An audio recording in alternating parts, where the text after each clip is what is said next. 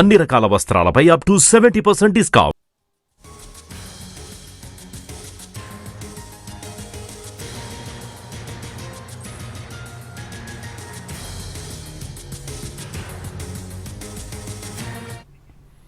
Vijayawada Rock Avenues లో రోజు రోజుకు బాధితులు పెరుగుతున్నారు.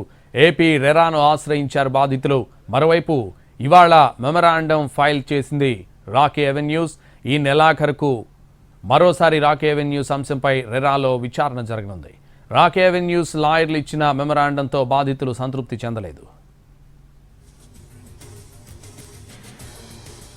ఇదే విషయానికి సంబంధించి మరింత సమాచారం మా ప్రతినిధి రాము లైవ్ లో అందిస్తారు. రాము,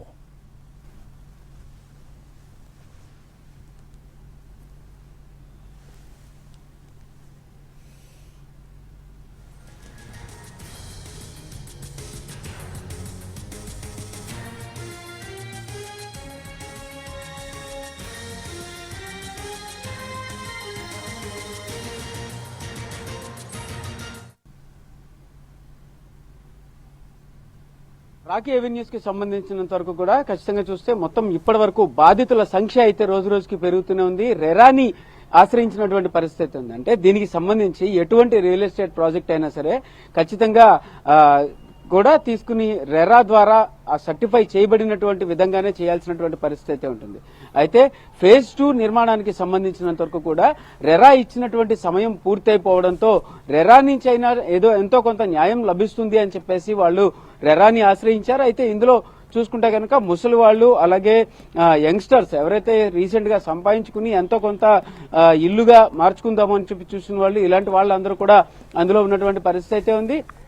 అయితే రెరా వద్దకు ఈ కేసు వెళ్లిన తర్వాత వరుస పెట్టి వాయిదాలు రావడం, వాళ్ళందరూ కూడా వరుసగా వాయిదాలు తీసుకుంటూ ఉండడం, అంటే ఎవరైతే రాకీ అవెన్యూస్ కి సంబంధించినటువంటి న్యాయవాదులు ఉన్నారో వాళ్ళు వాయిదాలు తీసుకుంటూ ఉన్న పరిస్థితుల్లో కూడా దీనికి సంబంధించి ఈ రోజు ఒక మెమరాండం అయితే ఖచ్చితంగా ఫైల్ చేయాలి అని చెప్పి రెరా చెప్పడం, దానికి తగినట్టుగా రాకీ అవెన్యూస్ కి సంబంధించినటువంటి న్యాయవాదులు ఈ రోజు ఒక మెమరాండం అయితే సమర్పించారు. అయితే ఆ మెమరాండంలో కూడా ఇచ్చినటువంటి అంశాలలో ఎవరైతే పూర్తి స్థాయిలో ఖచ్చితంగా డబ్బులు పే చేసి ఉంటారో వాళ్ళకి తిరిగి డబ్బులు ఇవ్వడానికి కూడా ప్రయత్నం చేస్తామని చెప్పినట్టు, అలాగే మిగిలిన వాళ్ళ పరిస్థితి ఏమవుతుంది అనేది కూడా ఒక ప్రశ్నార్థకంగా మారిపోయినటువంటి పరిస్థితి.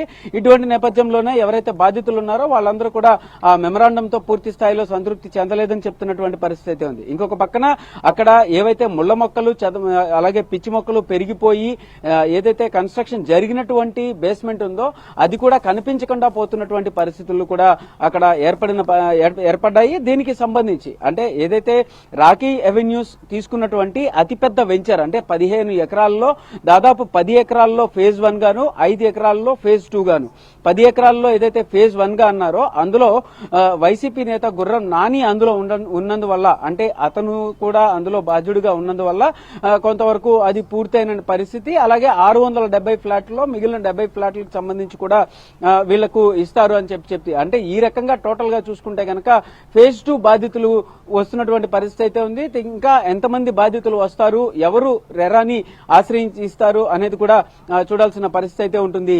సంతోష్. Thank you Ram.